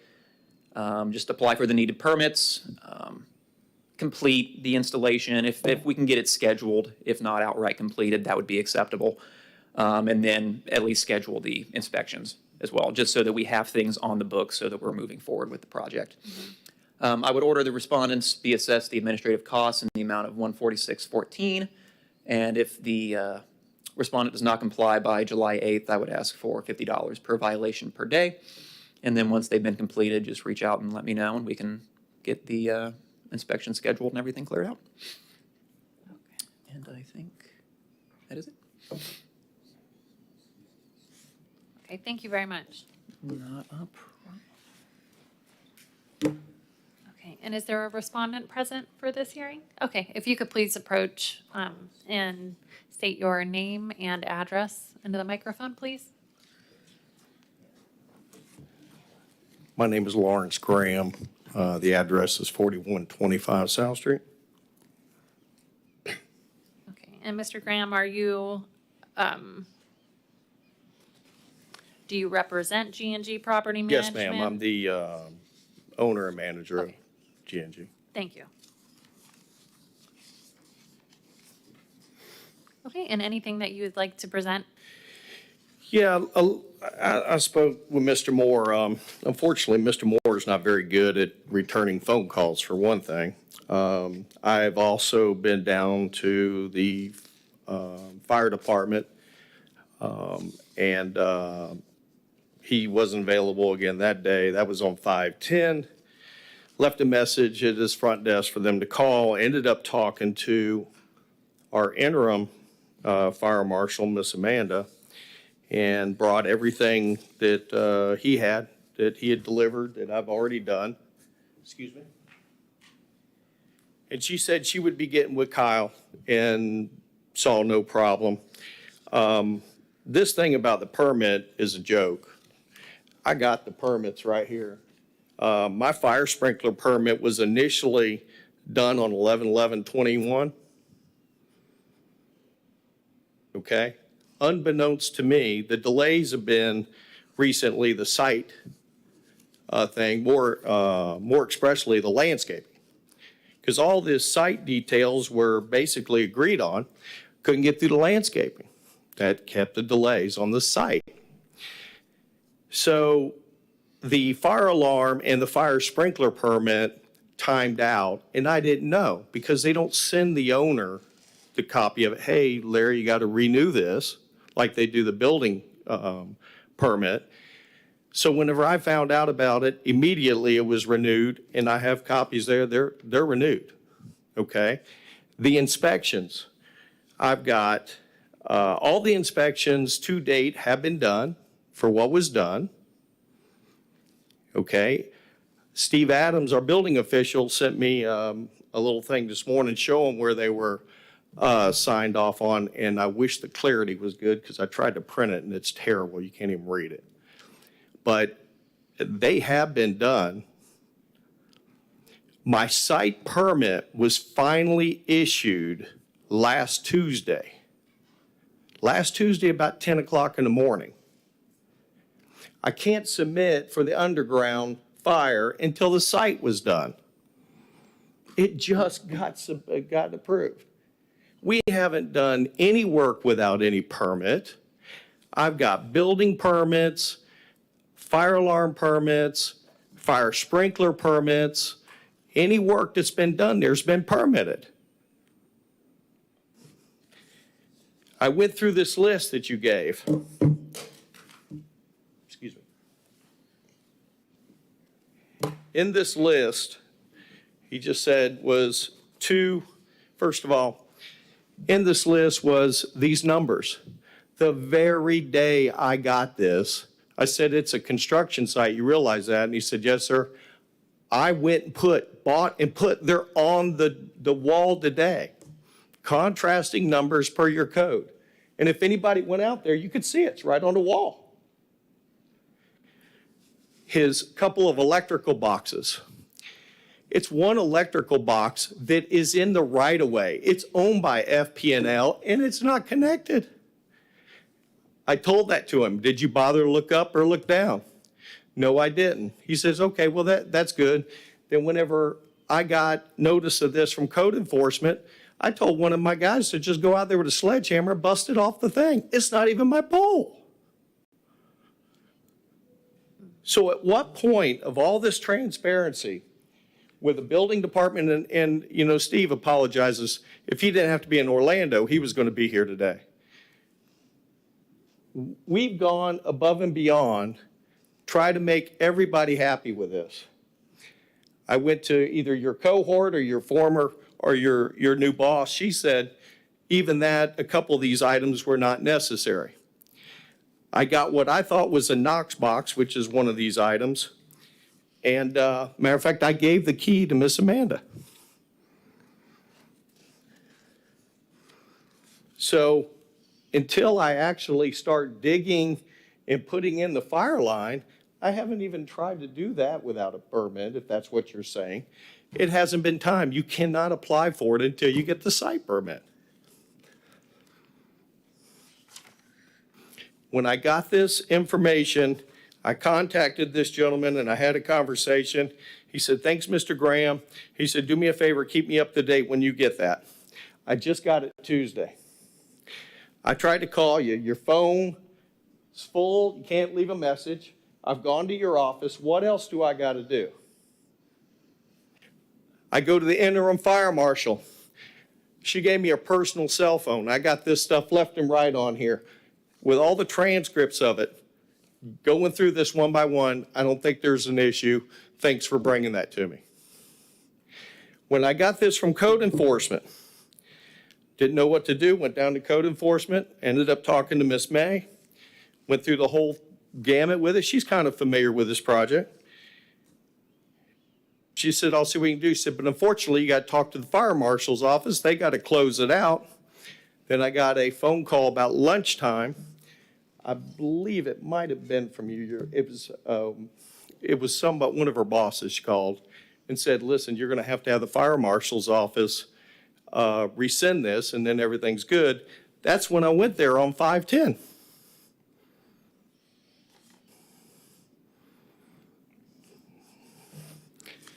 So I wonder, really, what have we done? I mean, I've spent $2.5 million playing this game with everybody. I got an apology the other day in the site meeting because of the delays. What is it that you want me to do? I've done everything you asked me here, buddy. Everything.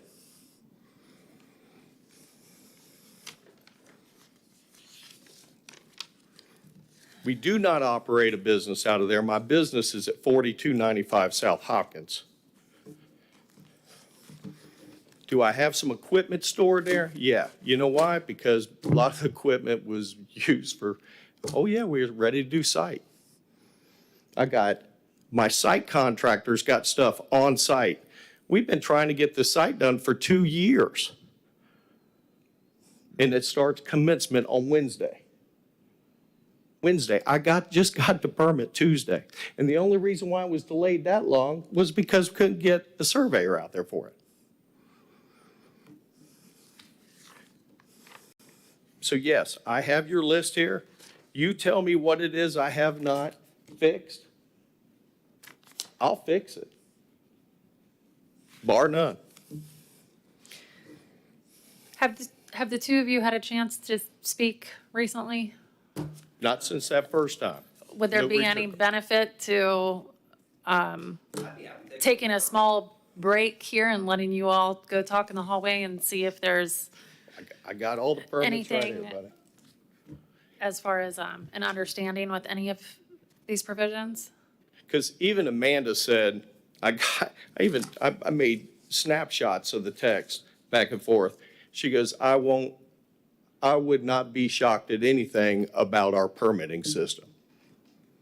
Because I was like, ma'am, I was there when that fire marshal come through and inspected, and he signed off on it. And we can go right across the hall, and I can find out what Steve took a snapshot at both the fire alarm and the fire sprinkler of the things. You just can't read it, what he sent me. And I apologize for that, but then he had to leave to go. So I didn't have access to get it. As far as the hearing today, I can only look at what's given to me. Yes, As far ma'am. as evidence goes. Yes, ma'am. So if there's any kind of written documentation that you want to submit to me, that's fine, but I believe we have to keep it. And You had this one that I made from this morning. You don't want that. You can't read that from anything. I would have to make some additional copies. I did make that copy of text messages between Amanda and I whenever I was there on the 10th, because I went there to talk to you. After I went to your office, and I think Miss May back there, right? I would talk to her in the lobby. I kept ringing bells. Nobody would even come up. I got somebody else to go, and that's how I got Miss May. And then she told me I need to go. I went straight down, God is my witness, to see you. Because I called your phone, won't take no messages. I even showed Amanda on my phone, called up there, no answer, won't take no messages. I'd recommend that we table this agenda item until the two of you have an opportunity to talk about all of the paperwork you have, and then we'll come back to this case after the next one. I think That's that's a fine. great idea. Thank you, Okay, ma'am. let's do that and allow you all some time to see if we can get a little closer to the same page. Okay, we'll go on to the next case for now. Yes, ma'am. 24-82, 1420 Milton Street. Frank Lewis is the inspector of this, and we do have two respondents that are here. Okay. I'm not sure which one. Thanks. And if I could ask a quick question just to clarify, let's see. Is 2476 not on the agenda anymore? No, ma'am, nor 2479 nor 2480. Those have all been removed. I'm sorry. 76 is off. And then no 2479? Yes, ma'am. And then no 2480. 2480? Yes, ma'am. Okay, just wanted to make sure that I was Those were put in. getting it all straight. Thank you. Okay. So now we're looking at 2482, you said? Yes, ma'am. Thank you. I'd like to enter in some exhibits, notice of violation, notice of hearing, and cost recovery statement. Okay. Oh, thank you, Mr. Lewis. It's been- Okay, and I'll accept into evidence the affidavits of notice of violation, notice of hearing, and the cost recovery sheet. Thank you. Yes, ma'am. This is case number 2482. Respondents are Todd Roeder and Sean Roeder. Mr. Todd Roeder is here today, came from out of state. Violation address is 1420 Milton Street here in Titusville.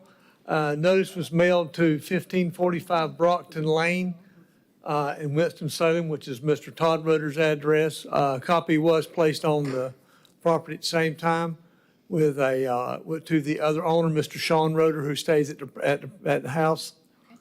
I believe they are brothers. Okay. The violation is Section 6-109, 2018 IPMC, Section 102.2, property maintenance. There is no water service at the house.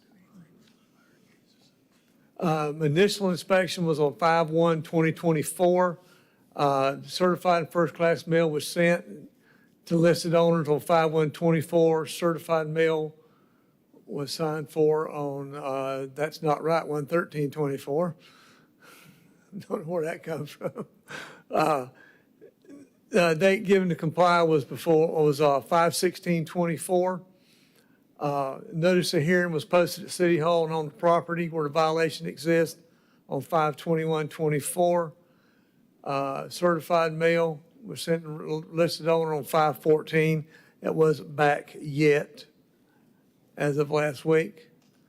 The property, like I said before, is occupied by one of the owners, who is Sean Roeder.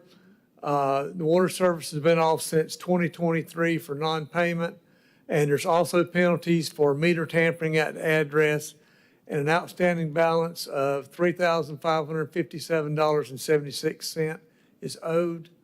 The property is still without water service as of today.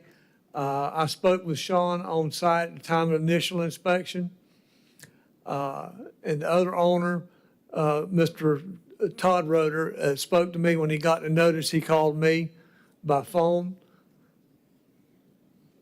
I have not seen Sean since. When I posted notice of hearing at the house, there was nobody on the property at that time, but there has been evidence of some people being there. So the conclusion, the facts are that the water service of the property is required, is still not on as of today. Our recommendation is to order respondents to correct the violation by restoring water service to the property. Officer Lewis, could you back up one? Okay. I just want to clarify for the magistrate that the International Property Maintenance Code says for occupied dwellings. And it's not on this slide. I just wanted to make you aware that the citation that we're pursuing is only to occupied dwellings where water service needs to be provided. Thank you. Recommendations, order respondents to correct the violation by restoring water service to the property. Be assessed administrative cost in the amount of $128.53 plus the outstanding balance of $3,557.76. And to give me a call when compliance is achieved. And then also on this one, the alternative method of compliance would be to have the property vacated of all occupants. Okay.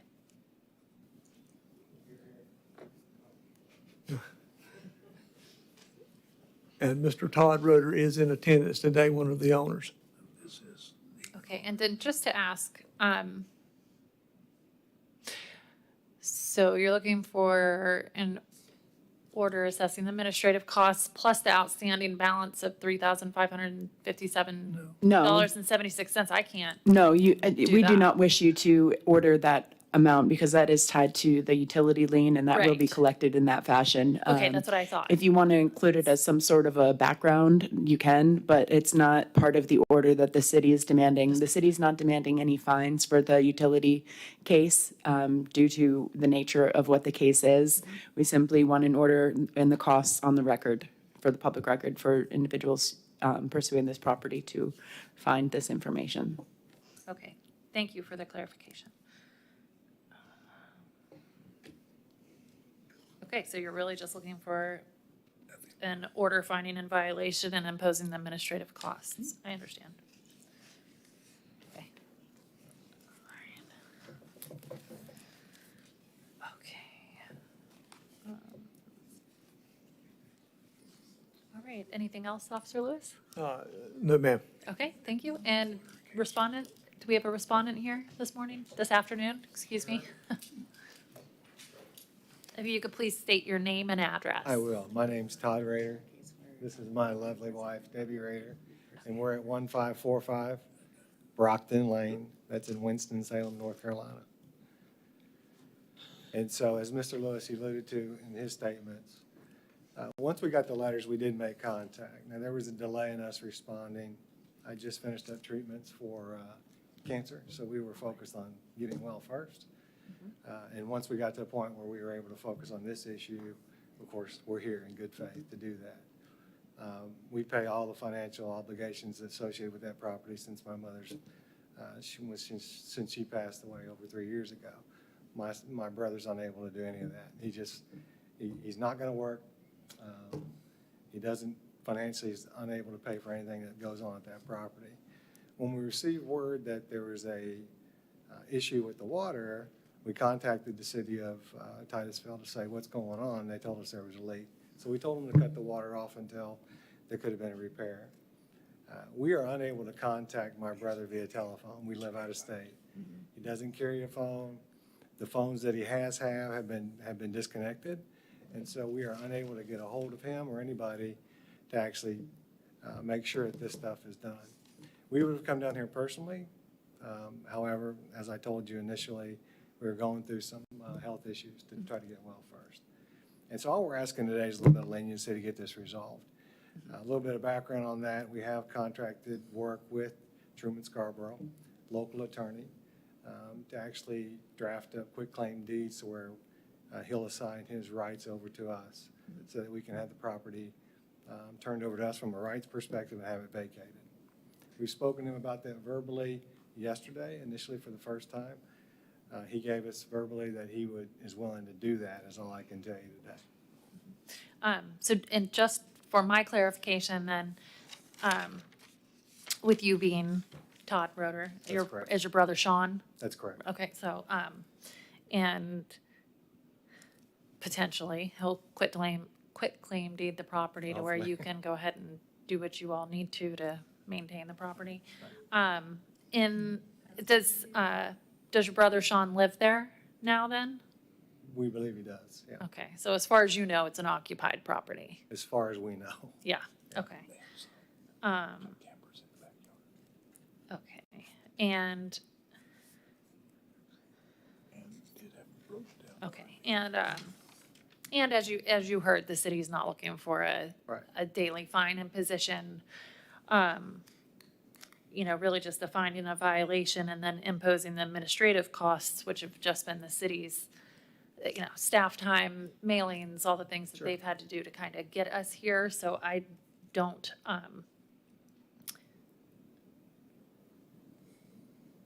with their request for the imposition of that, I'm inclined to impose the administrative costs because those are hard costs that the city spent. But, with understanding, as I said, that they're not even asking for a daily fine imposition. I think they just want to ensure that the water gets reconnected. Yeah. Seems to be the. Again, either that the water Or gets vacated. reconnected or that the property is not occupying individuals without water access. Right. Okay. Did you all have any questions or anything further to add? I don't think so. Okay. Well, then I'll go ahead with my oral order here. It'll be brought to paper. It'll be provided to you all. And I do, I'll go through everything that I'm ordering in a second, but just to mention now, so I don't forget to say it, please do make sure that you inform the city, either way, whether you get the water reconnected or if the premises is no longer occupied, because as you've heard stated by the city's representation, that would also rectify the issue, so. Okay, so I'm going to go forward with my order then. I find that the respondent, Todd Roeder and brother Sean Roeder, are the owners of the property, which is the subject of these proceedings. I find that all required notices were provided in accordance with state law and the city code, and that notice was met. I do find that there is a violation of section 102.2 of the 2018. Wait, 102.2, International Property Maintenance Code. yes, section 102.2 of the 2018 International Property Maintenance Code. Yes, okay. All right, so there's a finding as to violation of that code. And as requested by the city, there's going to be no imposition of daily fines in regards to that. However, I am going to impose the administrative costs as requested by the city in the amount of $128.53. And as stated, the property can be brought into compliance with the violation by either getting the water turned back on or vacating the premises so it's not occupied. So I will get the order to writing and provide it in the mail. Get it to you. Thank you. That's it for that hearing. Just one Sorry. question. Actually, it's for Mr. Roeder how long do you plan on being down? In town, this trip, they're only tomorrow then. Okay, I just wanted to make sure, because as the order comes down, it would be mailed to your North Carolina address. I didn't know if, Yeah, it sounds like we'll be back, again, pretty soon. and also you'll be able to forward that to your attorney. Okay. So ordered for that case. And then is the only The fire. thing going on the tabled case, perhaps? He's in the hall, he should be out in Okay. just a minute. Thank you.